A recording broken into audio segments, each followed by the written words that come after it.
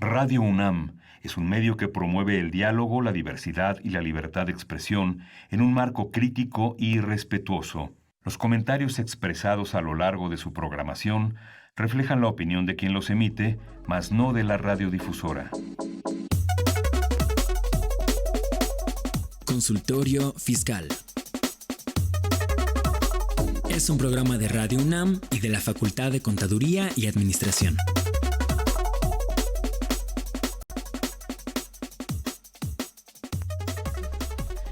¿Cómo están? Buenas tardes, les damos la bienvenida a su espacio Consultorio Fiscal Radio. Pues en esta ocasión, ya continuando con la serie dedicada a las declaraciones, la semana pasada estuvimos hablando de la declaración anual de personas morales con fines no lucrativos. Esta semana pues vamos a continuar por las fechas, el límite para su presentación, con la declaración informativa de los riesgos de trabajo, que es una declaración que no se presenta ante el SAT, se presenta ante el Instituto Mexicano del Seguro Social.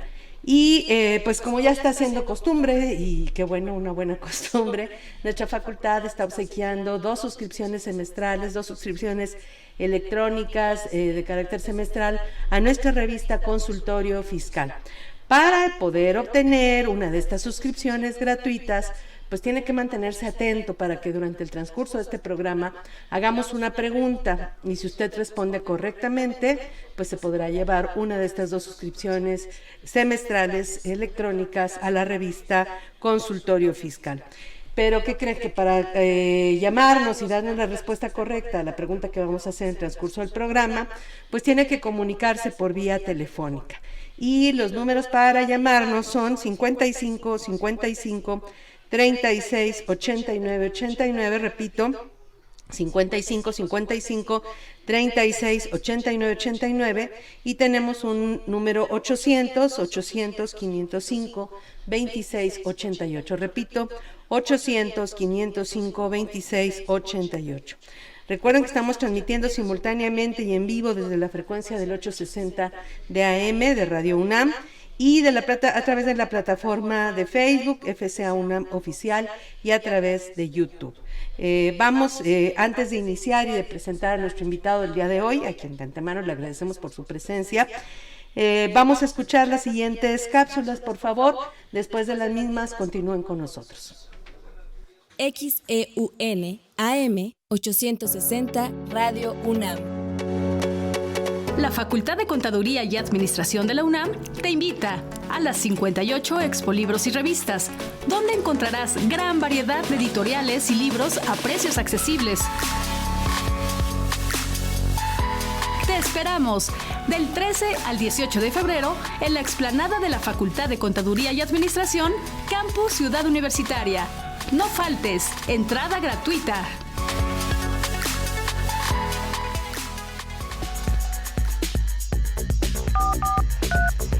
Llámanos, nos interesa tu opinión.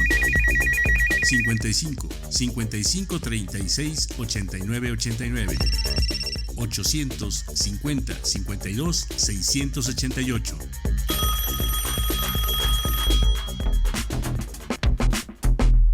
¿Sabes si lo que te dicen es verdad? Entérate aquí, en Cuentas Claras. Cuentas Claras. Declaración de riesgos de trabajo del IMSS. El 28 de febrero de 2023 es la fecha límite para presentar la prima determinada y tendrá vigencia del 1 de marzo de 2023 y hasta el 28 de febrero de 2024. Todos los patrones están obligados a presentarla, excepto en los siguientes casos. Aquellos patrones que se inscribieron ante el IMSS durante el ejercicio 2022, si cambiaron de clase por haber modificado su actividad empresarial, si reanudaron actividades después de 6 meses de suspensión, si recontrataron trabajadores después de 6 meses de no tenerlos registrados, si como resultado de la fórmula la prima determinada es igual a la del ejercicio 2022, aquellos patrones que se encuentran cotizando con la prima mínima y que sus trabajadores no hayan sufrido accidentes o enfermedades de trabajo durante el periodo del 1 de enero al 31 de diciembre de 2022, en el caso de tener menos de 10 trabajadores, pueden optar por cubrir las cuotas del seguro de riesgos de trabajo con la prima media de su clase. La prima de riesgo se podrá presentar por internet o de manera presencial. Cuentas Claras.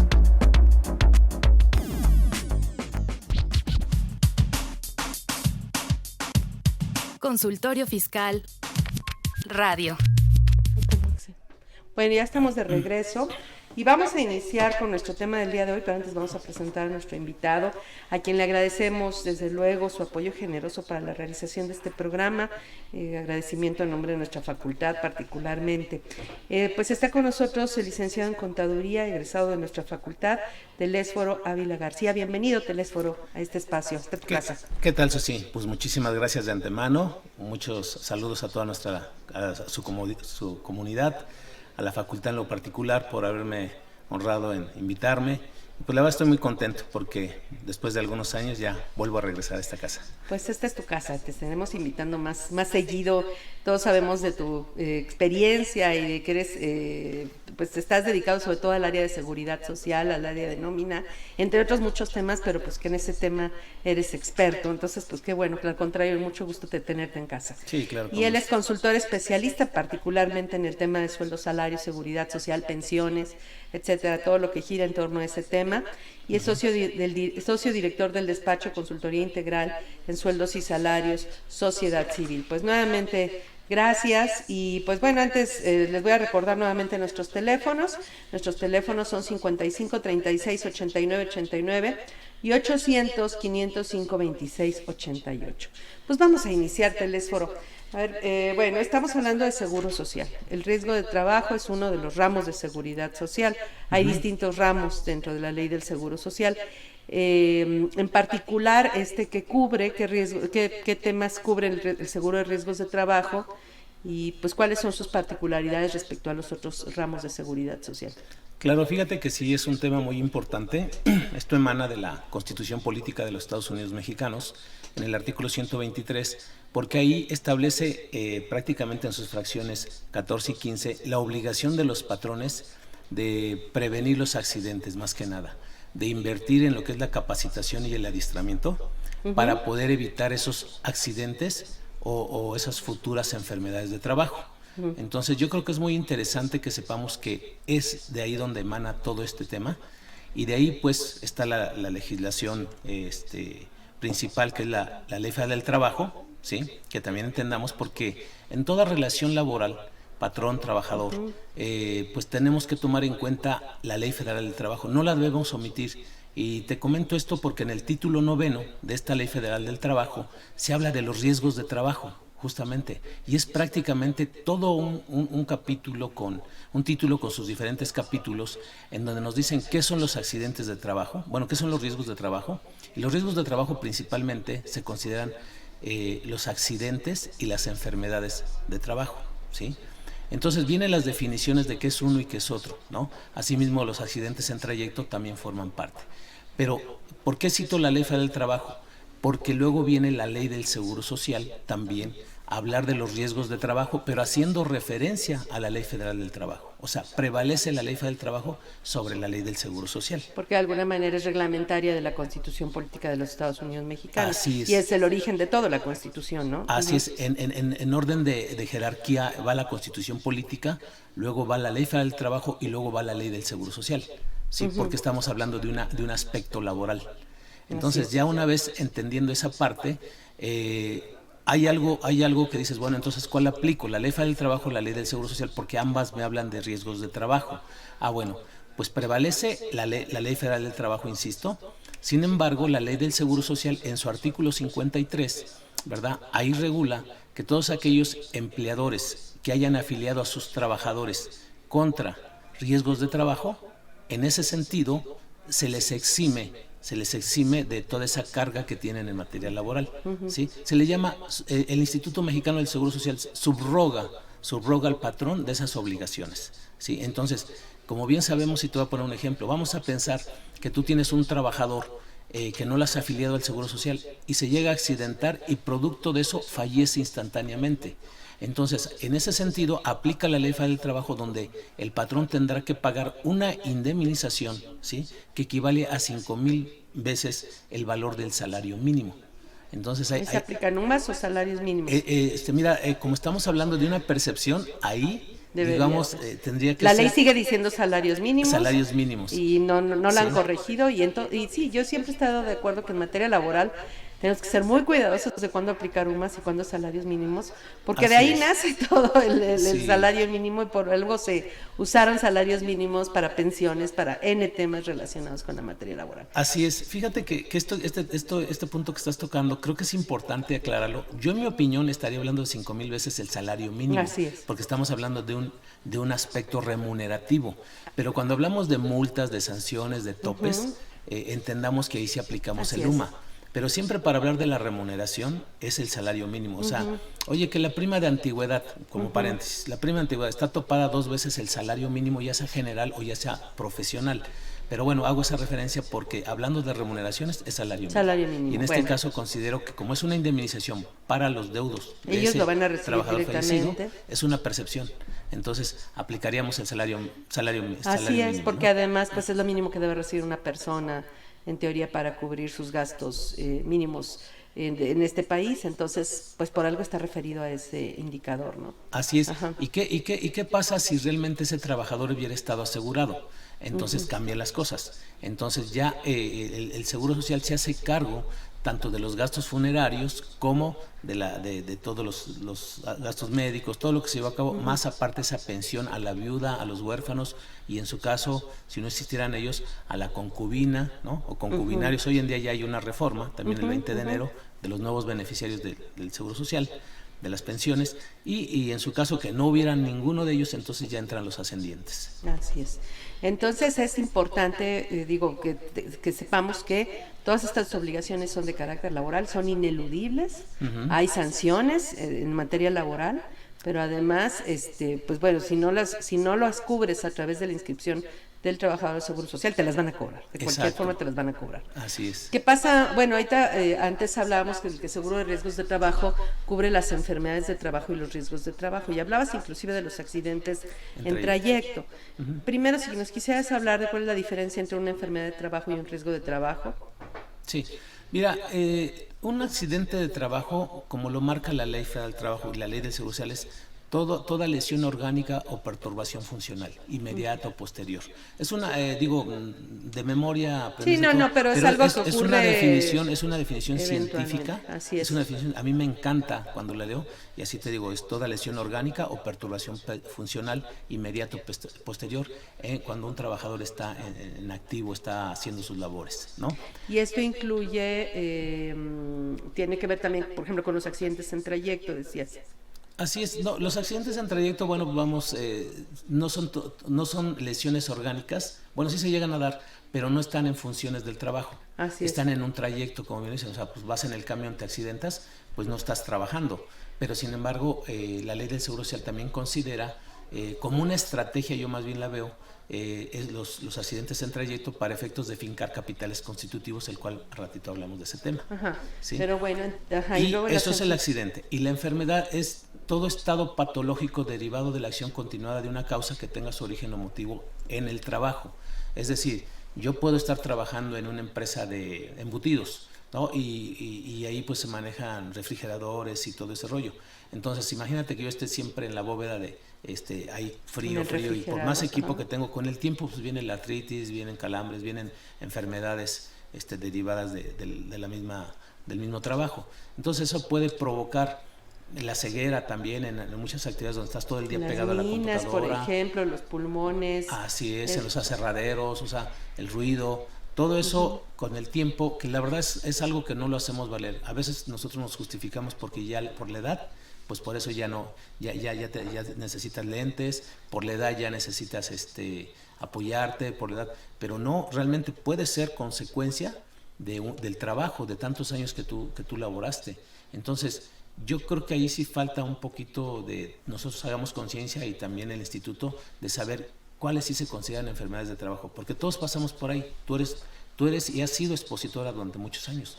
Tu vista es importantísima, y te has dado cuenta, la garganta, y te has dado cuenta que a través del tiempo, y cuando hemos tenido la oportunidad de decir, oye, quiero ir al Seguro Social, porque no lo hacemos, quiero ir al Seguro Social a hacerme una revisión para que vayan teniendo un expediente clínico electrónico de mi antecedente de salud, que eso es algo que deberíamos hacer todos. Digo, yo hoy tengo ya mi edad, no la digo, tengo mi edad, pero bueno, también me pasó, o sea, estuve trabajando con acetatos mis primeras ponencias, y pues la verdad terminabas todo lampareado, ¿no? Entonces hoy en día pues necesito lentes. Esto, pues la verdad que si yo hubiera registrado mi antecedente de salud desde que yo empezaba al día de hoy, hay una merma, y esa merma es una enfermedad de trabajo, la cual debería estar sujeta a una indemnización, ¿no? Cuando menos parcial, por parte del Instituto Mexicano del Seguro Social.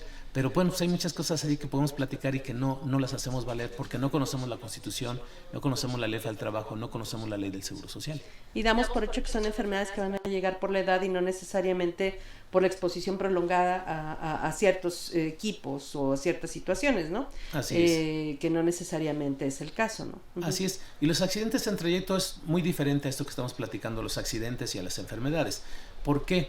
Porque realmente el Seguro Social considera ese trayecto, ¿verdad? Ese lapso, que no hay un horario, no hay un tiempo determinado, pero aquí hay algo bien importante para todos los patrones que se les recomienda. Cuando tú contratas un trabajador, pídele al trabajador que vas a contratar o que ya está contratado, que te haga llegar, y hay que estarlo actualizando, o que te elabore un croquis con su puño y letra, ¿sí? De todo el trayecto que hace de su casa al trabajo o al centro de trabajo y viceversa, de regreso.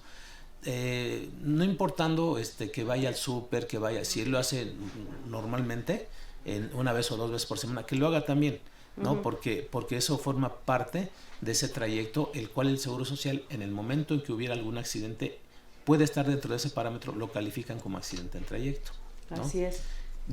Cabe mencionar que este tipo de accidentes en la calle, vamos a llamarle así, no forman parte de esta declaración de la cual vamos a hablar en un ratito, de la Declaración Anual de Riesgos de Trabajo, no forman parte. Entonces, ¿para qué se hace tanto show con todo esto? Porque esto lo hace el instituto con una intención. Cuando los trabajadores no están asegurados y en el trayecto llegan a sufrir un accidente, en ese momento se forma un capital constitutivo. O sea, hay una estrategia, yo la considero por parte del Seguro, decir, bueno, así los obligo a que estén afiliados al IMSS. ¿Y qué significa el pago de los capitales constitutivos? Porque no todo el mundo está familiarizado con estos temas.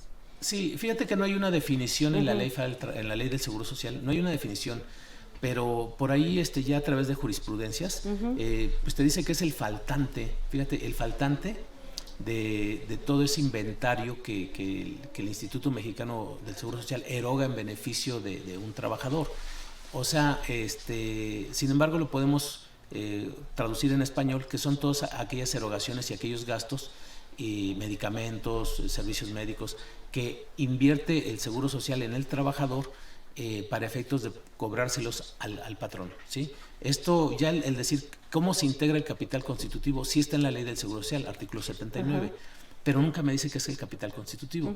Pero vamos a hablar que pues sí es realmente una sanción que se le impone al patrón por no haber cumplido con las obligaciones en materia de toda la ley del trabajo, porque no nada más es por darlo de alta en el seguro, no lo des de alta en el Seguro Social, no nada más es por eso. Si tú también tienes a un trabajador con salario mínimo, cuando él realmente gana más del salario mínimo, ese diferencial de su salario real contra el salario manifestado, también en un accidente, en una enfermedad de trabajo, se te forma un capital constitutivo por esa diferencia. Y al final de cuentas viene traduciéndose en un famoso crédito, ¿sí? En un crédito, independientemente de la multa que seas acreedor, de los recargos, de las sanciones y de los gastos de ejecución. Entonces, es un problema muy, muy, muy grande si tú lo dejas crecer al no cumplir tus obligaciones. Entonces, poniendo en la balanza entre, obviamente siempre será recomendable, porque además es la obligación legal, inscribirlos al Seguro Social, pero en un momento determinado puede ser muy oneroso el pagar estos capitales constitutivos respecto al haber pagado las cuotas en su momento como debió haber sido, ¿no? Sí, claro. Mira, cada año se publica en el Diario Oficial de la Federación el costo de estos para la determinación de estos gastos, capitales. Sí. Así es, de estos bienes. Y pues a lo mejor te dicen un alimento, un día cama te vale, no sé, 5,500 pesos, ¿no? Y pues una jeringa 200 pesos y todo te lo cobran como si fuera 120 pesos. Hospital privado, o sea, así como te ponen que hasta la aspirina te la ponen en la cuenta. Así es, o sea, son 20 veces, 10 veces más. Entonces, la verdad no es recomendable que caigas en esa situación. Es mucho riesgo, ¿no? Y aparte, bueno, que quede bien el trabajador, porque si queda con algún problema ya de por vida, alguna pérdida orgánica o algún problema de que no lo permita trabajar, todavía se complica más, ¿no? En ese caso. Exacto, porque el Seguro Social va a considerar cuál es el monto constitutivo para poder pensionar a esa persona por el resto de su vida, ¿no? Y estás hablando, bueno, ahorita lo medio se quedó como ligado a los accidentes en trayecto, pero puede ser en cualquier caso, ¿no? Para cualquier riesgo de trabajo, etcétera, ¿no? Sí, es que los riesgos de trabajo, vamos siempre, el hablar del tema riesgos de trabajo incluye esos tres conceptos: accidentes, enfermedades y accidentes en trayecto. Así es. Pues vamos a una pausa y después de la misma continuamos con este tema para ver qué incluye la declaración y qué nos va a implicar presentarla o no presentarla, ¿no? Perfecto. XEUN AM 860 Radio UNAM. En déficit, con José Silvestre Méndez.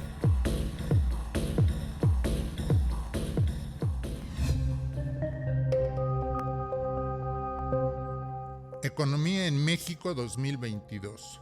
¿Cómo va la economía en México? ¿Cómo le fue en 2022? Para que no lo desorienten, sobre todo ahorita en que todo el mundo ya se volvió especialista en economía y muchos otros temas, damos a conocer los datos del INEGI, que es el organismo encargado de los datos oficiales.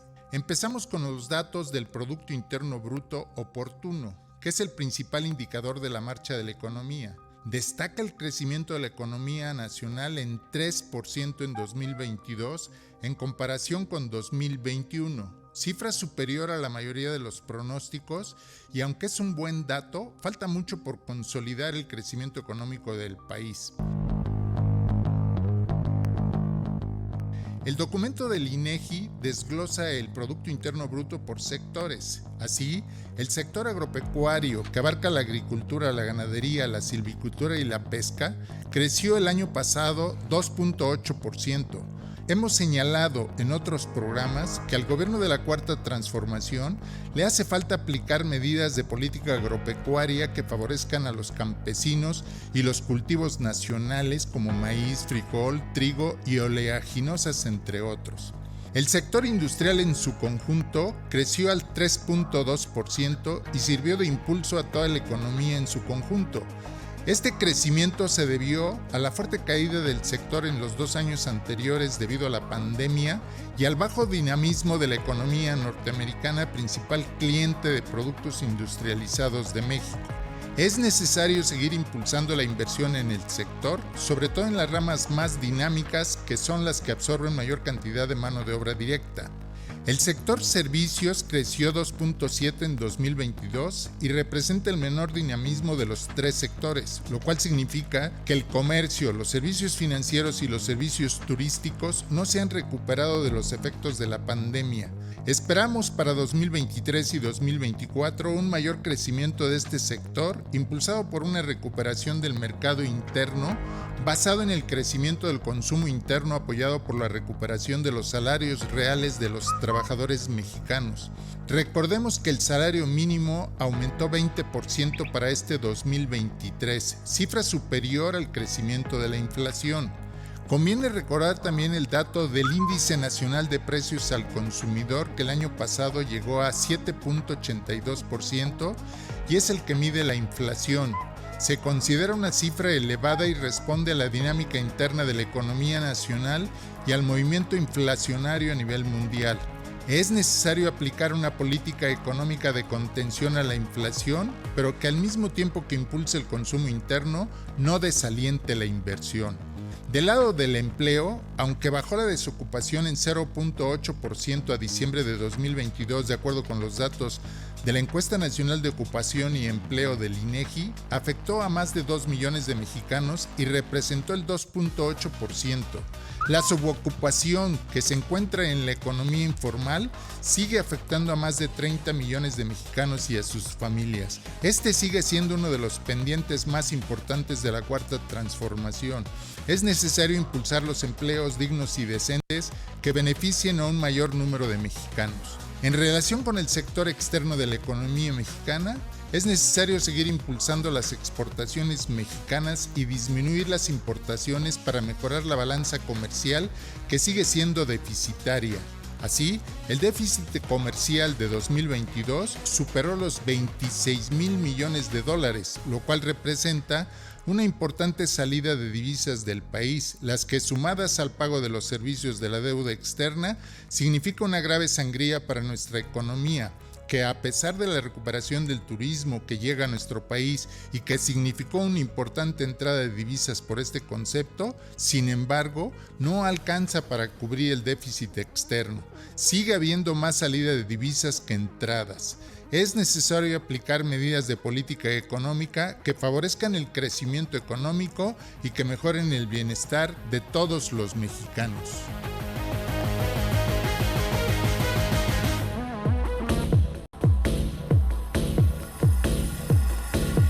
En déficit, con José Silvestre Méndez.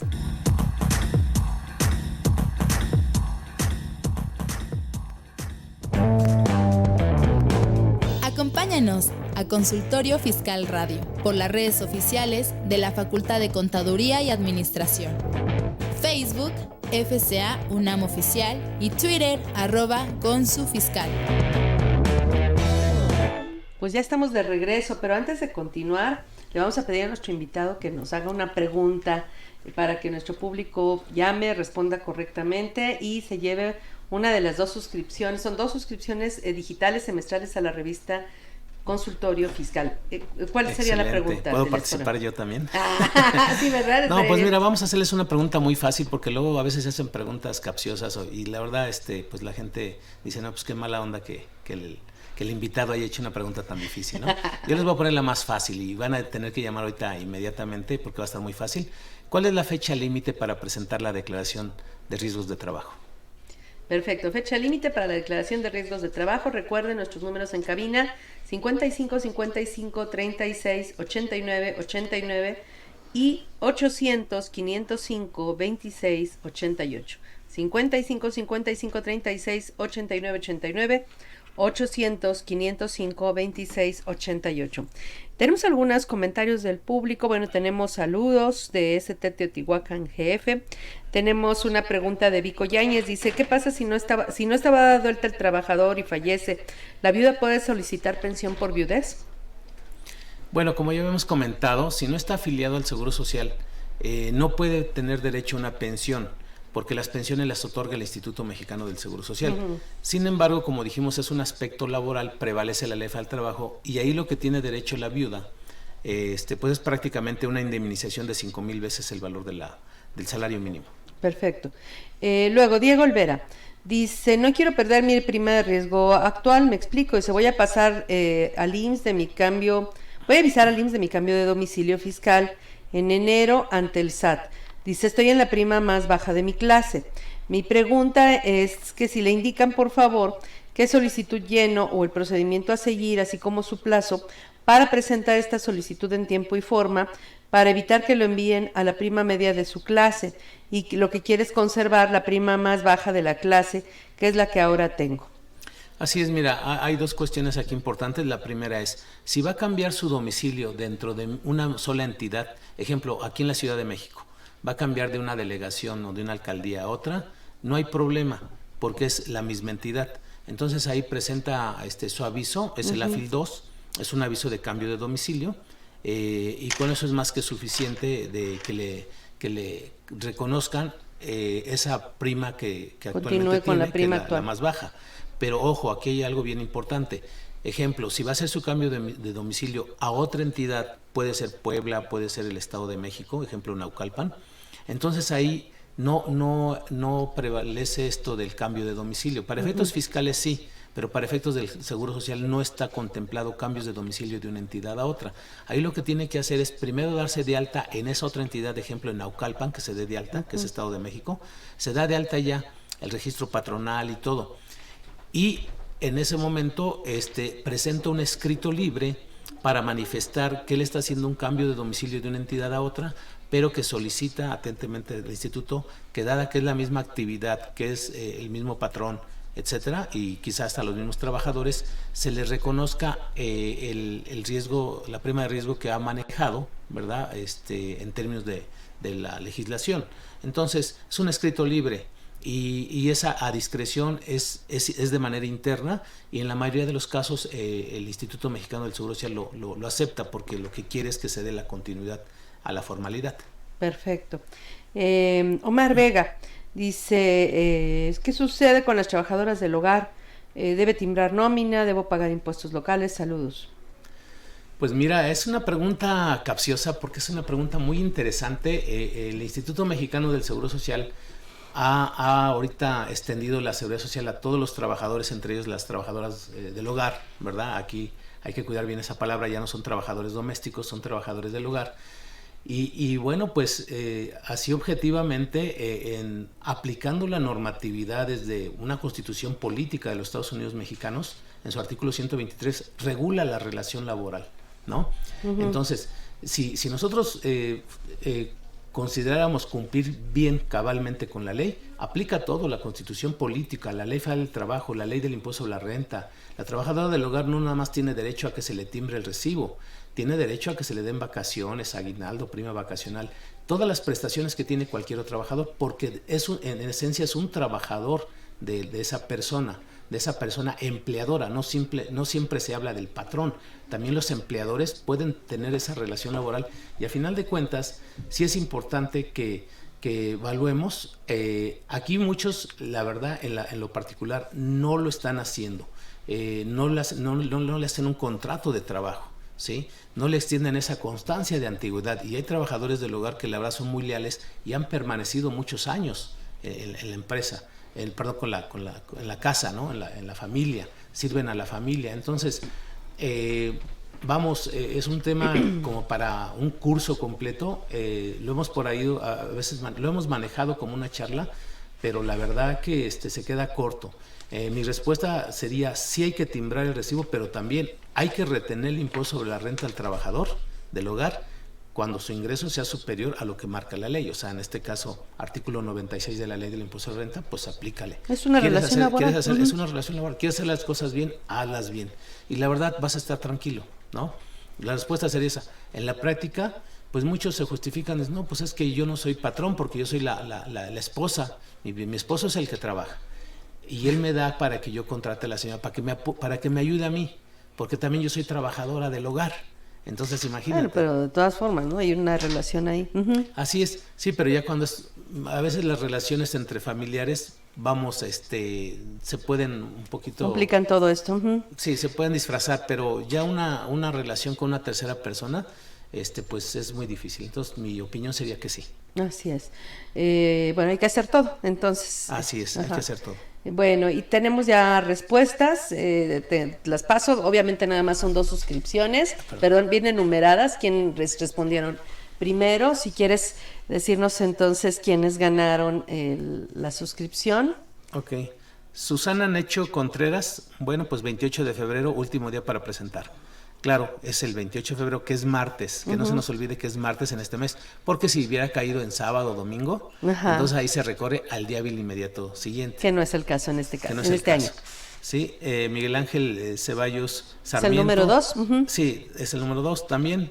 Dice es el 28 de febrero, y bueno, pues también nos manda por aquí hasta su correo electrónico, porque ya ella sentía la entonces revista. Tenemos nuestros 2 ganadores, y a los otros pues les agradecemos porque ya no van a ganar suscripción, ¿no? Ok, sale, va. Son correctos, ¿no? ¿Quiénes? Sí, los 2 que llamaron, ¿quiénes fueron? Fue esta Susana. Bueno, ella sí ganó la suscripción. También Susana, Miguel Ángel. Sí, Susana Necho Contreras. Y Miguel Ángel Ceballos Sarmiento. Y los otros 2 que no ganaron, pero que contestaron correctamente. Y van a sentir feo, ojalá que les pidan ahí algo de consolación. Juan Carlos Chuy y José Hugo, ¿qué dice? Popoca. Ajá. Sí. Perfecto, pues muchas gracias por llamarnos, pero entonces ya tenemos a nuestros ganadores del día de hoy. Bueno, entonces, están estos riesgos de trabajo, que son enfermedades y accidentes de trabajo, ¿no? Y dentro de eso también los accidentes en trayecto. Así es. El patrón sí inscribe a sus trabajadores, y cuando se inscribe, este riesgo de trabajo, me imagino que, bueno, y de hecho sí tiene que ver con la actividad que desarrolla el patrón, con la actividad económica que desarrolla el patrón. Precisamente Diego Olvera, que nos hacía esta pregunta de las clases, las primas, ¿qué significa esto de las clases? Es una clasificación de actividades y varía el porcentaje de seguro social que se paga, ¿no? Así es. Fíjate que en el artículo 73 de la ley del Seguro Social, el Seguro Social considera un porcentaje con base a estudios actuariales, ¿verdad? De siniestralidad. Considera que esos son los porcentajes mínimos con los cuales puede iniciar un patrón, o sea, un promedio, vamos. Es la prima media. La prima media. Entonces, pero aquí prevalece algo muy importante que no debemos omitir. Mira, cuando tú te vas a dar de alta por primera vez como patrón, entonces te van a decir, bueno, lléname el formato del alta patronal, ¿no? Ya una vez que llenas ese formato, enseguida tienes que llenar, o anexo a ese documento, tienes que llenar un aviso de inscripción a los riesgos de trabajo como patrón, ¿sí? Entonces ahí es donde te van a decir, oye, clasifícate, porque el instituto tiene prohibido clasificarte. El que se tiene que clasificar es el patrón o el empleador. Entonces, al llenar el formato, la recomendación es que vea el artículo 96, el artículo 196 del Reglamento de Afiliación, Clasificación, Recaudación y Fiscalización de la Ley del Seguro Social. Es un reglamento muy largo. Yo me lo sé porque tengo 20 años estudiándolo, ¿no? Pero ese reglamento, que es el RACERF, o Reglamento de Afiliación de Clasificación de Empresas, a final de cuentas, en ese artículo 196 viene todo un catálogo de actividades en donde nos dice qué fracción y qué clase me corresponde, ¿no? Ejemplo, la fracción para los profesionistas. Soy un contador, contrato a mi secretario, un auxiliar contable. Ellos se clasifican en la división 8, ¿no? Entonces luego ya en la clasificación 804 me va a decir, pues tu prima media es 0.54355. Entonces de esa manera ya tenemos saber cómo voy a llenar ese aviso de inscripción ante el Instituto Mexicano del Seguro Social como patrón. Entonces ya llené mi alta patronal, ya llené mi aviso de inscripción, ya le puse ahí. El instituto ahí es donde tiene la facultad de revisar si realmente estás bien clasificado. Si no estás bien clasificado, te puede rectificar esa clase, ¿no? Pero sí es importante que desde ahí sepamos cuál es la manera correcta. No engañar, no mentir. ¿Por qué? Porque muchas veces te trae problemas. Ejemplo, yo soy una empresa que quiero vender pizzas. Tengo ya mi negocio, mi localito, y empiezo a vender pizzas. No es lo mismo vender pizzas en el mostrador a tener un servicio de distribución, ¿sí? de pizzas a domicilio, porque en ese momento entonces cambia el riesgo de trabajo. Te clasifican de uno medio a otro más alto, ¿no? Sí, hay mayor exposición cuando va el vendedor en moto a entregar las pizzas. Entonces, obviamente hay mucho mayor exposición a riesgos, algún accidente en cumplimiento con su labor. Sí, el hablar de utilizar maquinaria, no nada más es el transporte, también la maquinaria o algún otro tipo de objetos peligrosos, eso pues, aumenta el riesgo de trabajo.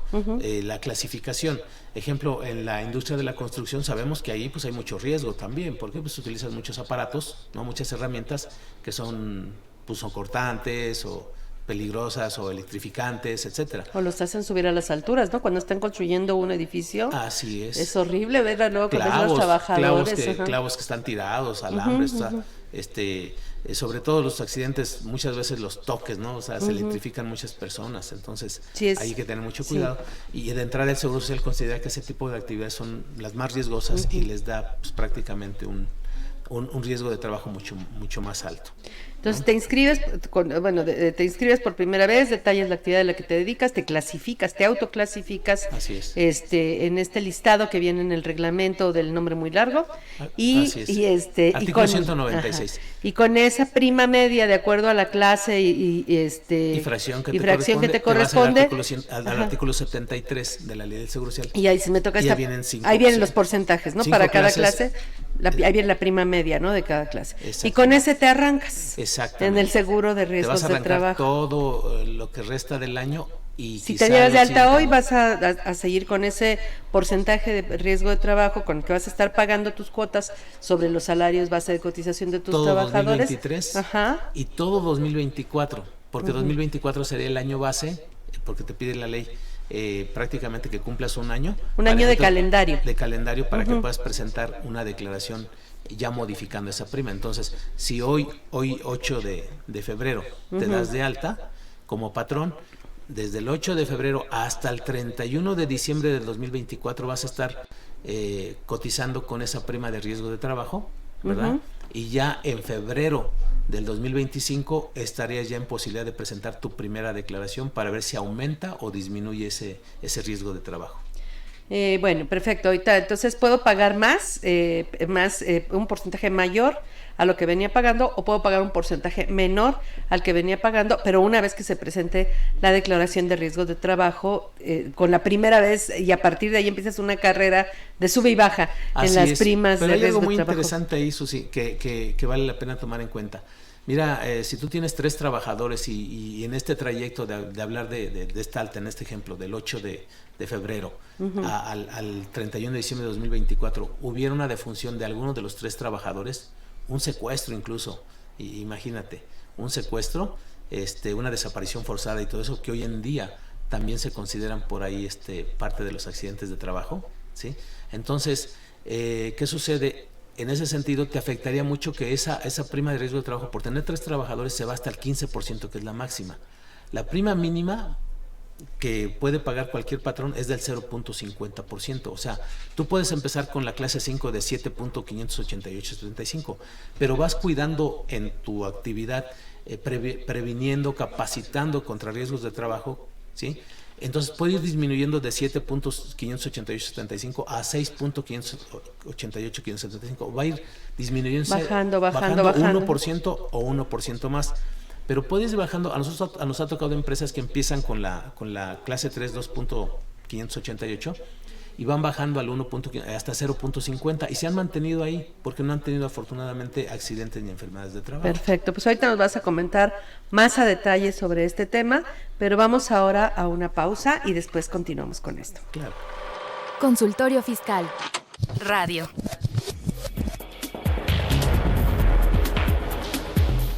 En su edición 803, correspondiente a la primera quincena de febrero de 2023, Consultorio Fiscal, como siempre, presenta interesantes artículos de corte fiscal, jurídico, laboral, contable financiero y de prevención de lavado de dinero.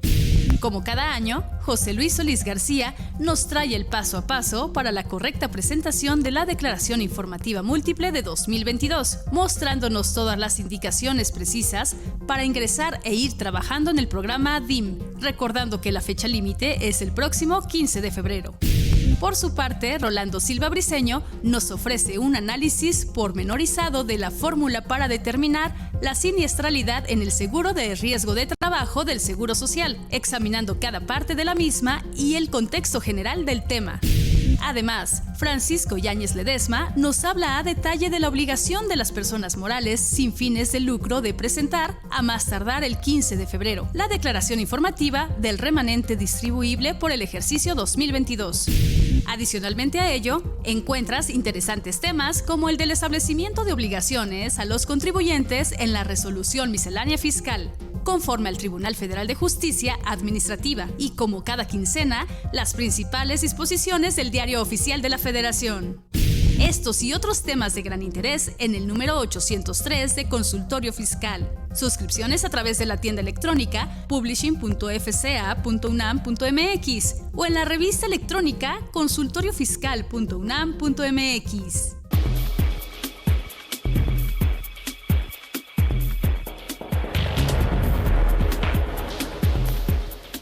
XEUN AM 860 Radio UNAM. La Facultad de Contaduría y Administración de la UNAM y la División de Educación Continua te invitan los días 10 y 11 de febrero a las conferencias de Panorama Fiscal, Laboral y de Seguridad Social 2023. Nuevos retos y alternativas con expertos especialistas reconocidos nacional e internacionalmente. Con gusto te atenderemos en reformasfiscales@dec.fca.unam.mx. No faltes, te esperamos.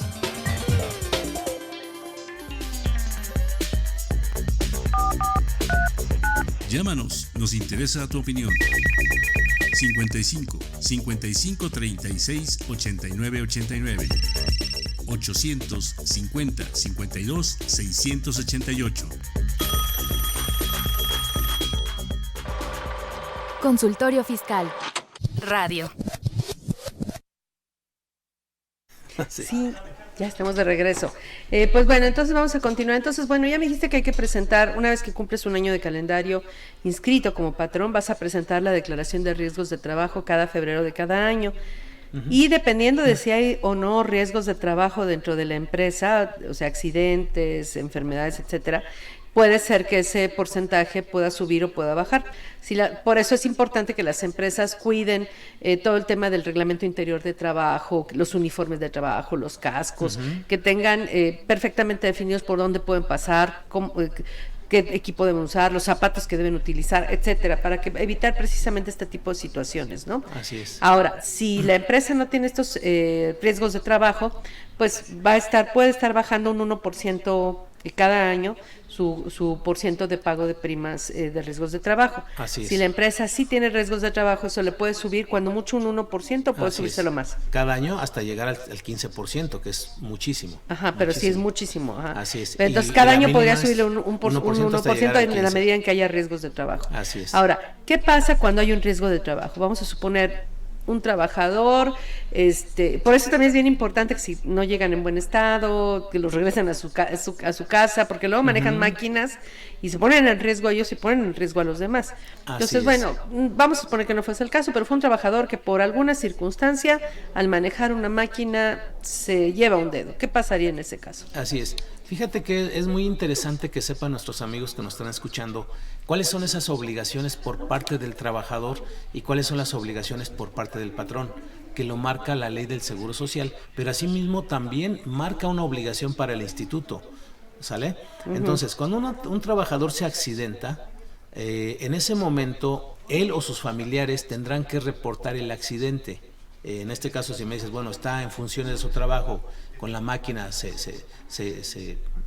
machuca ahí o se corta un pedazo de dedo, en automático él tiene 24 horas para dar aviso al patrón, y para dar aviso 24 horas, no más, porque pues hay personas que luego llegan a sufrir algún accidente y no avisan hasta el tercer día que ya sienten el golpecito.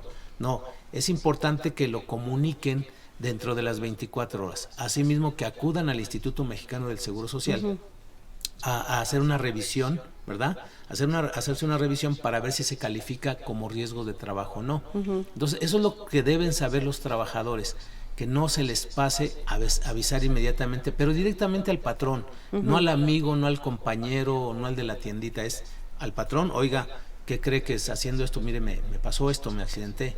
O a lo mejor no le caí, ¿no? Y no tienes aparentemente nada, ¿no? O vamos a pensar que no te da tiempo, ¿no? Porque pues en ese momento rápido llega la ambulancia o alguien te sube a un carro y vámonos, ¿no?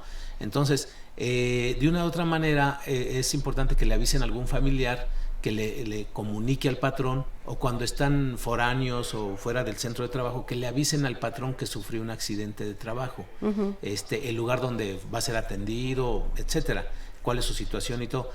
Entonces el patrón en ese momento, ya una vez enterado vía telefónica, vía correo electrónico, medios de hoy en día cualquier medio de comunicación, así es, ya una vez sabiendo él tendrá que esperar a recibir, ¿verdad? A recibir ese aviso para calificar el probable riesgo de trabajo, ¿sí?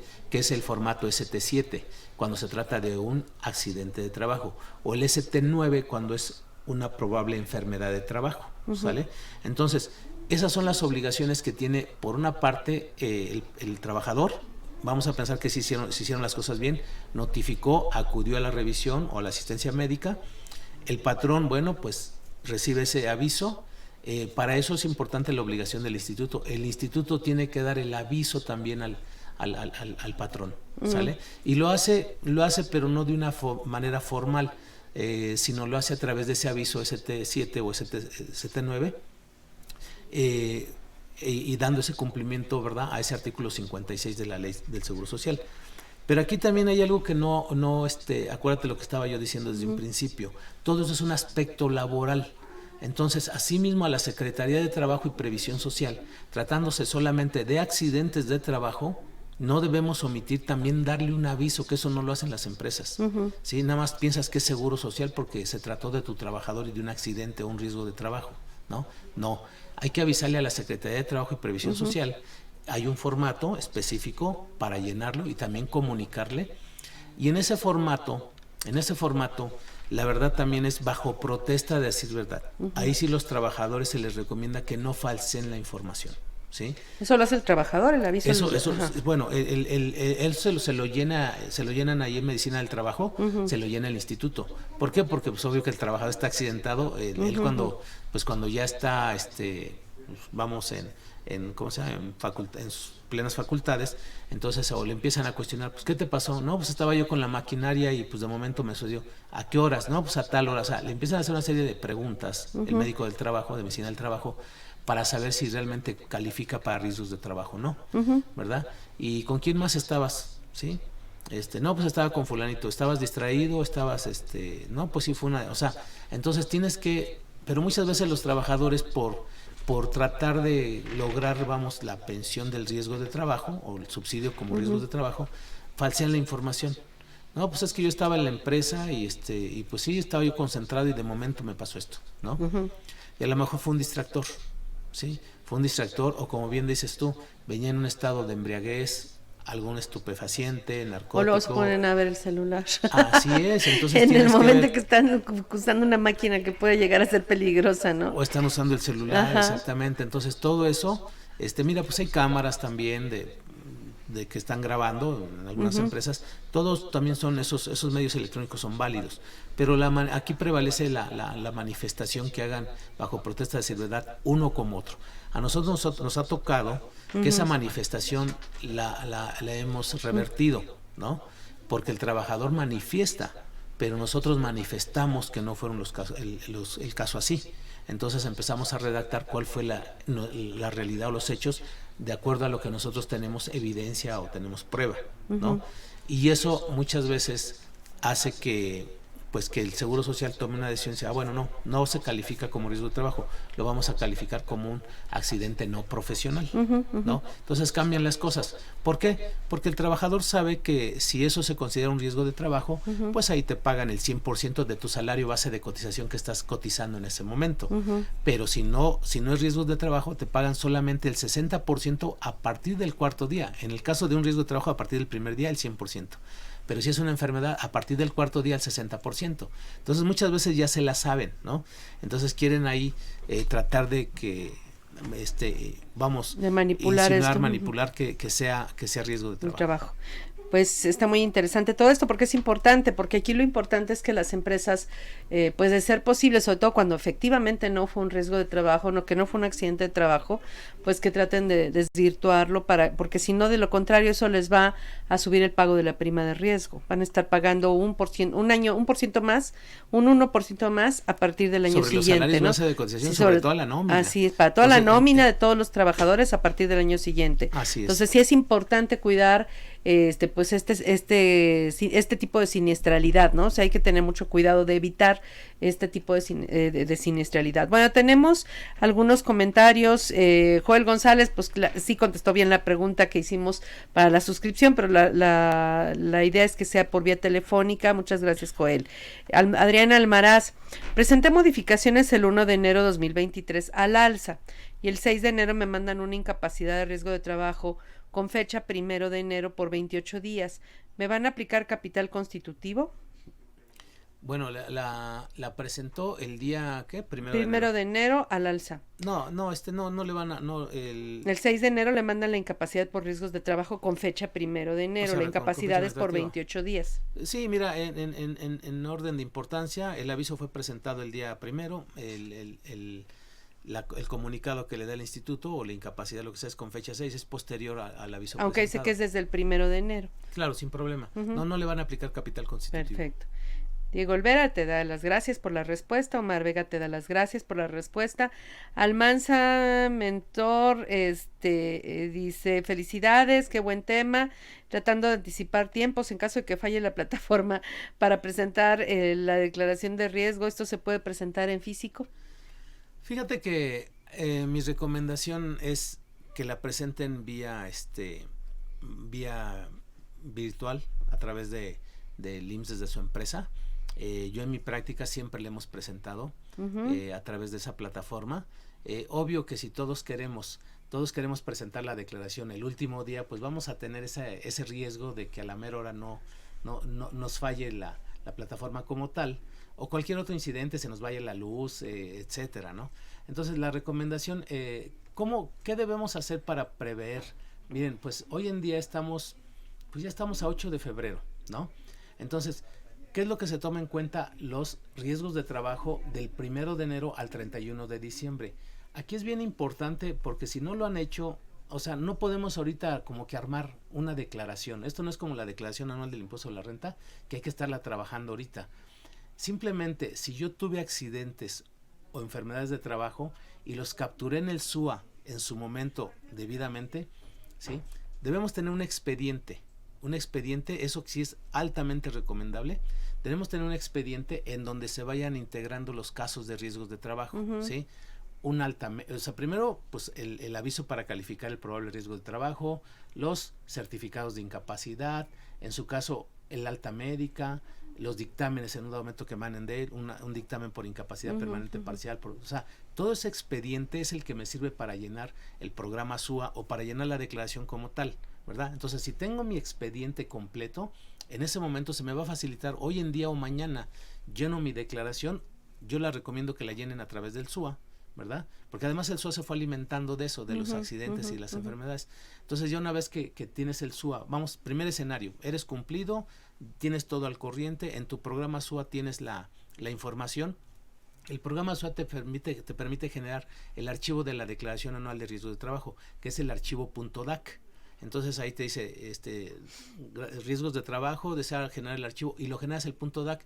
Entonces te metes al ITSE y en la liga de riesgos de trabajo ahí anexas ese archivo y te dan tu acuse de recibo con cadena original y sello digital. Es algo bien importante, cosa que no te lo dan de manera presencial, ¿no? Entonces puede haber error ya en el instituto y la otra es de manera presencial.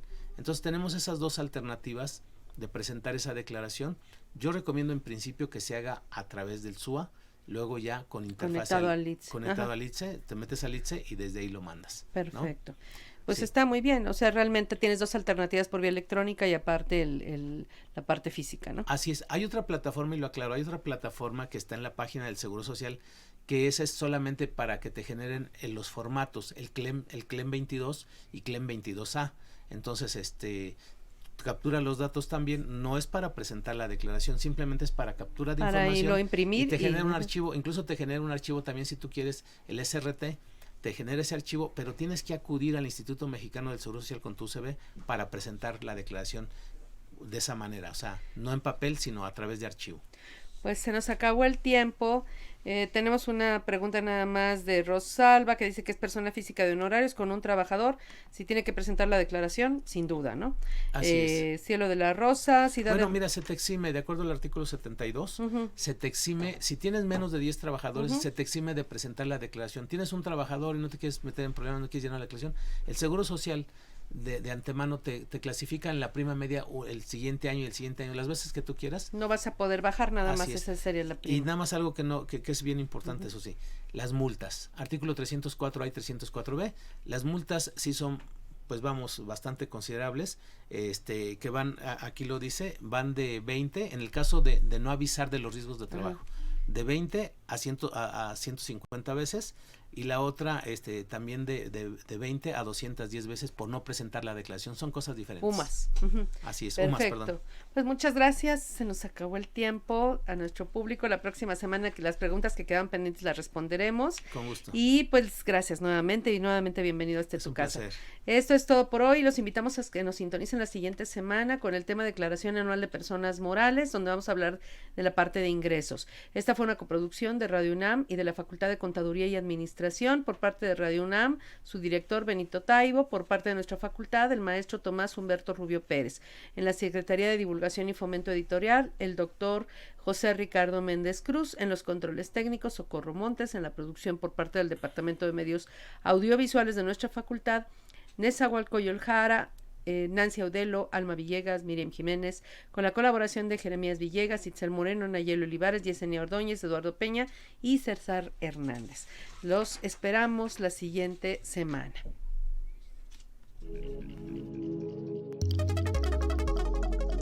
Consultorio Fiscal. Radio.